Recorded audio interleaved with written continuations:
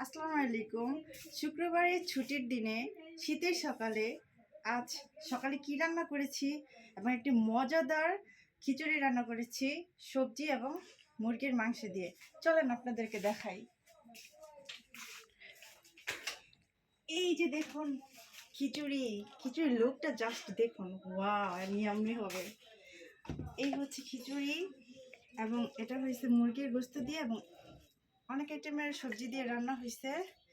এর ভিতরে আছে আলু, গাজর, ব্রকলি, ইভেন অনেক আইটেমের মশলা টশলা দিয়ে।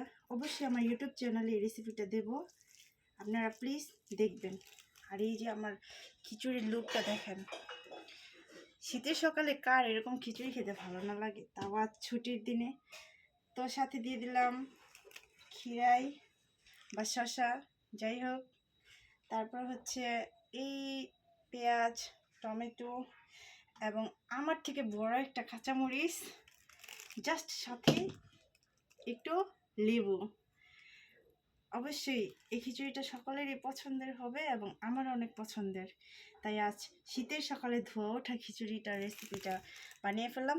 অবশ্যই এই খিচুড়িটা ভালো লাগলে লাইক এবং সাবস্ক্রাইব করবেন এবং আমার চ্যানেল থেকে এই খিচুড়ির ভিডিওটা অবশ্যই দেখবেন। Tata, bye bye.